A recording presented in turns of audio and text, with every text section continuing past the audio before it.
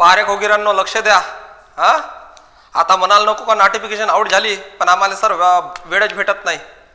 आता जागा निघालेल्या आहेत SSCच्या MTSच्या SSC MTSच्या जागा निघालेल्या आहेत. नाही याच्यासाठी जास्त काही क्वालिफिकेशन लागत नाही. कोणाला वाटते माझी हाईट पाहिजे सर, काही पाहिजे, काही लागत नाही. हा तुम्ही पोलीस भरती करत्या, आर्मी करत्या, तर तुमच्यासाठी सगळ्यात सोपी नोकरी आहे MTSची स्टाफ सिलेक्शनची. ना आपल्या सगळ्या म्हणजे जेवढे सेंटर आहेत तेवढ्या सेंटरमध्ये भरती होते. तुम्ही नोटिफिकेशन व्यवस्थित पहा. ssc.nic.in वर जायचं. ssc.nic.in ह्या वेबसाईटवर ssc.nic.in गव्हर्नमेंट असेल, GOV असेल, ह्या वेबसाईटवर जायचं. रिक्रुटमेंट प्रोसेसमध्ये जायचं. तुम्हाला MTSची नोटिफिकेशन आउट झालेली आहे. आता याच्यामध्ये काय काय असते? याच्यामध्ये एक पोस्ट असते हवालदारची. हे हवालदारची पोस्ट जवळपास 1035 रिक्रुटमेंट आहेत. त्याच्यातही स्टार दर्शवलेले आहेत, म्हणजे परिपूर्ण रिक्रुटमेंट दाखवलेले नाहीत. 5 ते 6 राज्याच्याच 1035 होते. 35 स्टेट आहेत आपल्या राज्यात, 36 स्टेट आहेत टोटल, 7 केंद्रशासित आहेत. तर सगळ्यांच्या अजून बाकी आहेत, म्हणजे स्टार दर्शवलेला आहे तिथं. ना एक्झाम पुन्हा 9व्या महिन्यात आहे. लक्षात द्या, एक्झाम 9व्या महिन्यात आहे. त्याच्यामुळे रिक्रुटमेंट वाढण्याचे चान्सेस जास्त असतात. परीक्षा हार्ड कशी नाही आहे, कशी सोपी आहे, सगळं मी तुम्हाला व्यवस्थित सांगतो. पण ते त्याच्या पहिले सगळ्यात लक्ष द्या. ह्या परीक्षेमध्ये महाराष्ट्र सरकार सारखा जास्त पैसाही घेतला जात नाही परीक्षा फीच्या. जर SC ST आणि कोणतीही महिला असेल तिला 0 रुपयाची फी लागते, म्हणजे पैसे लागत नाही. आणि SSC याच्यामध्ये जर तुम्ही रजिस्टर्ड केले का तुमच्या आयुष्यभरासाठी तो रजिस्ट्रेशन आहे. तो रजिस्ट्रेशन ज्याला जेव्हा रिक्रुटमेंट निघली फक्त अपडेट करायचे आहे, फोन दाबायचा, कोणत्याच ऑनलाईन सेंटरवर जायचं नाही ना फॉर्म भरायला पैसेही लावायचे नाही आहेत. एवढी सोपी प्रोसिजर असते. आता अभ्यासाची जे प्रोसिजर आहे ते पण मी तुम्हाला सांगतो. त्या अगोदर तुम्हाला सांगायचे आहे याचे सेंटर जे असतात, याचे सेंटर असतात. तर महाराष्ट्रात कुठं कुठं सेंटर आहे? अमरावती आहे, औरंगाबाद आहे, नागपूर आहे, नांदेड आहे, जळगाव आहे, कोल्हापूर आहे. प्रत्येक म्हणजे जिथं जिथं एक्झाम सेंटर TCSचे जिथं जिथं केंद्र आहेत तिथं पेपर होतात. आता TCS पेपर घेते, पण स्टाफ सिलेक्शनच्या स्वतःच्या रिक्रुटमेंट बोर्ड आहे, तो स्वतः एक्झाम घेते. हे लक्षात ठेवा. आता त्याच्यामध्ये 2 पार्ट करण्यात आलेले आहेत. एक आहे मॅथ आणि रिजनिंग. 20 प्रश्न 60 मार्कासाठी. 20 प्रश्न 60 मार्कासाठी. हा 45 मिनिटाचा पोर्शन असेल. 45 मिनिटामध्ये हा सोडवावा लागेल तुम्हाला. दुसरा आहे जनरल सायन्स आणि इंग्लिश. हे प्रश्न राहतील 25 प्रश्न 25 राहतील, मार्क 75 राहील. 25 प्रश्न राहतील, 75 मार्क राहील. दुसरा विषय लक्षात, हा 45 मिनिटातच सॉल्व्ह करायचा आहे. खोगीरांनो व्यवस्थित लक्ष द्या. रिक्रुटमेंट निघालेली आहे ना. आता एकावर एक एक्झाम निघणार आहेत. फुकट आहे. 100 रुपयामध्ये फॉर्म नाही. SC ST आणि कोणतीही महिला उमेन असेल त्यांच्यासाठी. आता वयाची अट दर्शवलेली आहे त्यांनी. वयाची अट एवढी जबरदस्त दर्शवलेली आहे की 2000 पूर्वीच्या कोणताच व्यक्ती चालणार नाही. आणि 2007 पर्यंतचे मुलं फार्मा भरू शकतात. त्याच्यातही एज रिलॅक्शन दर्शवलेलं आहे. केंद्र सरकारची नोकरी आहे तिथंही एज रिलॅक्शन दर्शवलेलं आहे. परिपूर्ण पहा नोटिफिकेशन. आपल्याकडे डिजिटल बोर्ड नाही, त्याच्यामुळे मी तुम्हाला काही ते PDF दाखवणार नाही. तुम्ही स्वतः जाऊ शकता, PDF घेऊ शकता.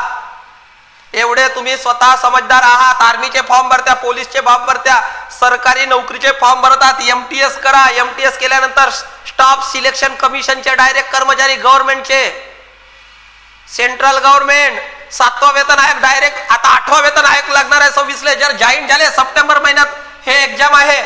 डिसेंबरला रिझल्ट लागते. जानेवारी फेब्रुवारी मध्ये जॉईनिंग होते.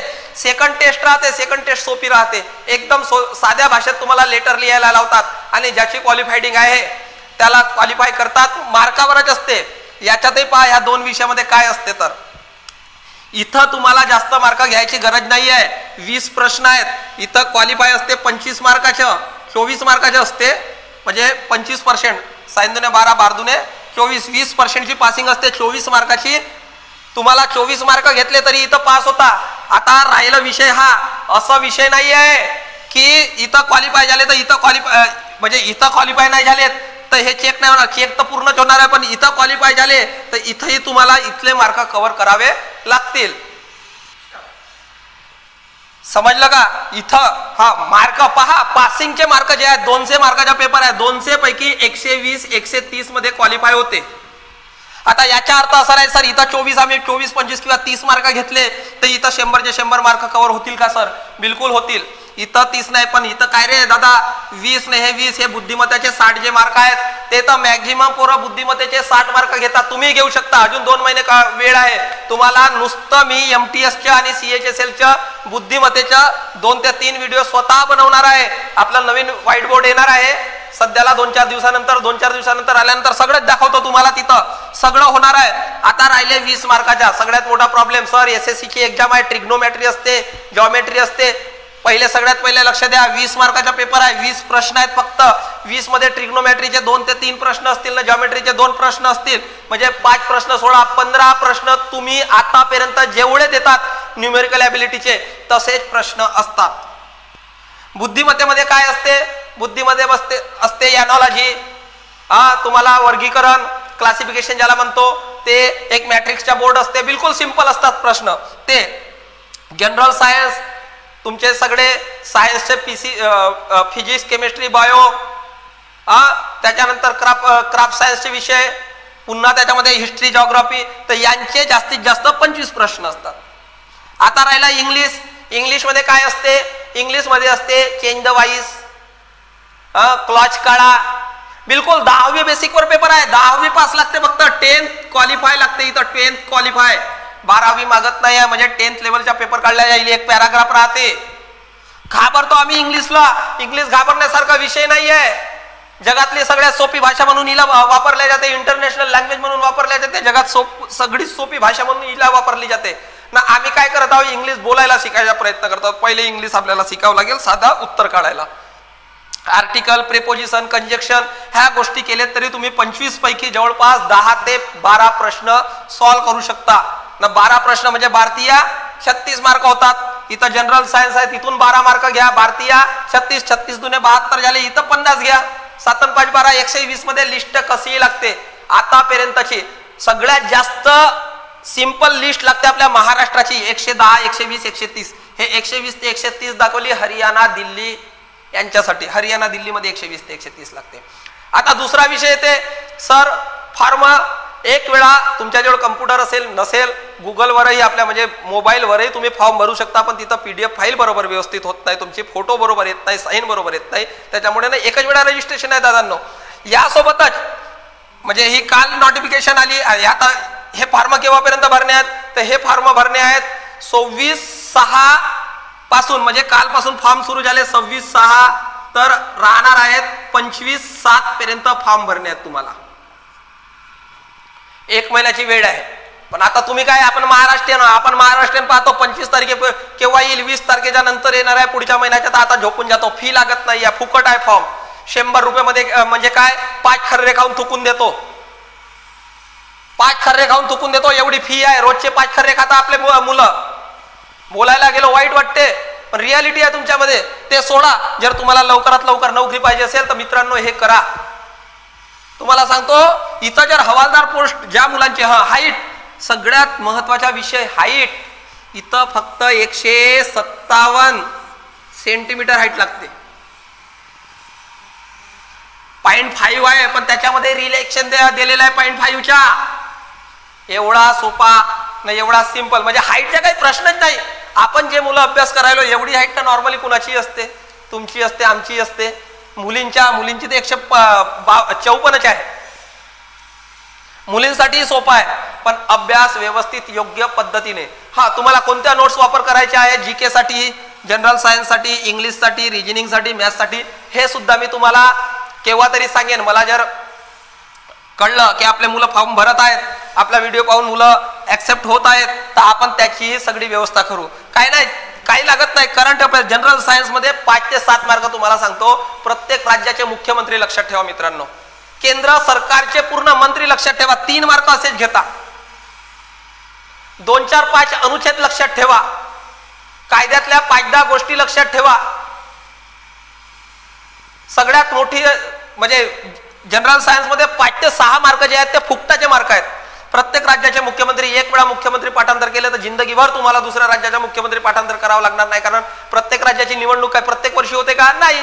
जो बदलला त्याच्या ठिकाणी दुसरा नवीन मुख्यमंत्री येते, एकच येणार आहे. प्रत्येक राज्याच्या म्हणजे आपल्या राज्यात 36 राज्यात 5 वर्षात एका वर्षी 7 निवडणुका होतील कदाचित, तर 7च मुख्यमंत्री चेंज होतील ना. तर 12 महिन्यात 7 मुख्यमंत्री आपण काय बदलून टाकू शकत नाही का? करू शकतो. दुसरा प्रश्न राहिला केंद्राचे मंत्री, केंद्रीय मंत्रिमंडळ, मोदी सरकारच्या मंत्रिमंडळ, हा लक्षात ठेवा. बिलकुल तुम्हाला ते 3 ते 4 इंटरनॅशनल म्हणतो सगळ्या कंट्रीच्या तुम्ही राजधान्या आणि मुद्रा लक्षात ठेवा. 5-7 मार्क त्याच्यामध्येच कव्हर होतात मित्रांनो. इथं हे 25 पैकी 5 मार्क तेच आहेत. राहिला 5 mark current affairs. Current affairs कोणता राहते? आता सध्याला घडत असलेल्या 4 महिन्याच्या, म्हणजे काल नोटिफिकेशन निघाले, मी तुम्हाला सांगतो आजपासून 3 महिन्या पुढे जा, म्हणजे 3ऱ्या महिन्यापासून तर आतापर्यंतच्या सगळ्या तुम्ही करंट अफेअर्स वाचा, तुम्हाला तिथून 5 मार्क मिळतील ना. तुम्ही अभ्यासाला लागल्यात तर तुम्हाला 3 महिन्याच्या माहितच आहे, थोडा थोडा बारीक वाचावं लागेल, त्याच्याने होते. खूपच चांगली एक पुस्तक आहे, तुम्हाला सांगतो जर करंट अफेअर्स पाहिजे तर न्यूज इव्हेंट नावाची एक पुस्तक येते, छोटीशी आहे, जवळपास आता तिची किंमत 30 ते 35 रुपये असेल. मी 1.5 वर्ष ज्याला घेतली नाही तर 30 रुपयाची असेल. प्रत्येक महिन्याची डेट टू डेट येते. तुम्हाला या महिन्यात कोणी कादंबऱ्या लिहिल्या, कोणती पुस्तिका छापली, कारण आपण महाराष्ट्राच्या लेवलवर विचार करावा नाही लागत, तिथं करावं लागते देशाच्या लेवलवर प्रश्न. केंद्रीय सेंट्रल गव्हर्नमेंटची एक्झाम आहे, सेंट्रल गव्हर्नमेंटची एक्झाम आहे ही. SSC डिपार्टमेंट सेंट्रल डिपार्टमेंट आहे. याच्यासोबत हा जर ज्यांना पैसे लागतात म्हणजे सगळीच SSCच्या कोणत्याही एक्झाम असो लागतात 100 रुपये. SC ST वुमेनला सोडलं तर सगळ्यांना 100 रुपये लागते. अपंग फ्री, सगळेच फ्री. फक्त OBC ओपनला 100 रुपये फी लागते, तर 100 रुपये जास्त होत नाही. याच्यासोबतच फॉर्म भरा तुम्ही. CHSL ची जागा निघाली आहे, कंबाईंड हायर सेकंडरी लेवल, त्याची एक्झाम तेच आहे. नोटिफिकेशन देणे का योग्य वाटत आहे? ही सगळ्यात सोपी, आणि तुम्ही पोलीस भरती, वन विभाग याची तयारी करत असाल तर ही तुमच्यासाठीच नोकरी आहे ना. आपल्या राज्यात तुम्ही असं नाही की तुम्ही महाराष्ट्रातूनच फॉर्म भरू शकता, तुम्ही फॉर्म भरू शकता बाहेर राज्यातूनही. तुम्हाला वाटलं की आपण बाहेर राज्यात नोकरी करावी, तिथूनही फॉर्म भरू शकता. खूप आणि खूपच सोपी आहे. तर मित्रांनो तुम्हाला लक्षात आलं असेल, काही माझं चुकलं असेल तर मला माफ करा.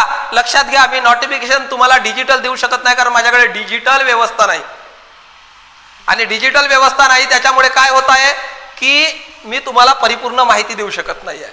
मी जसं नोटिफिकेशन आता आउट झाली म्हणून मला माहित झालं, वाचली, त्याच्यातल्या काही बारीक बारीक पॉइंट्स काढले आणि तुम्हाला ते सांगत आहे. होते काही चुका होतात, काही सांगायचे राहून जाते, ते पुन्हा सांगता येईल. आपल्याला कॉमेंट्स मध्ये आले की सर कशा प्रकारचे फॉर्म भरायचं, कशा पद्धतीने भरायचं, तर मित्रांनो घाबरून जाऊ नका. बरं, कुणाला वाटते की ऑनलाईन मध्ये जाऊन 100 रुपये 200 रुपये फॉर्मच्या घेतात, बिलकुल तुम्हाला सांगतो 100 रुपये 200 रुपये द्या नको. कोणत्या तरी इन्स्टिट्यूट मध्ये जा, 20 रुपये 30 रुपये किंवा 40 रुपये तासाच्या हे राहते. आपल्या स्वतःच्या हाताने रजिस्ट्रेशन करा, स्वतः आपली फोटो अपलोड करा, फॉर्म भरा. आता राहिला प्रश्न पीडीएफचा. पीडीएफ आपल्या गुगलवर टाकून द्यायची, आपल्या जीमेलवर टाकून द्यायची, जीमेलवर सेव्ह करून ठेवायची. एक पर्सनल पोर्शन बनवायचा जीमेलवर आपला प्रायव्हेट, तिथं आपले सगळे फॉर्म राहतील, सगळं हे तिथंच पाठवायचं. कशाला कागदाचा वापर करायचा? सरकार ग्रीन व्हा म्हणते ना, आपण वाईट होतो, तसंही होणं योग्य नाही. असो, तेवढं आपल्याला सांगायचं आहे की तुम्ही येणाऱ्या परीक्षेसाठी तुम्हाला पुन्हा शुभेच्छा.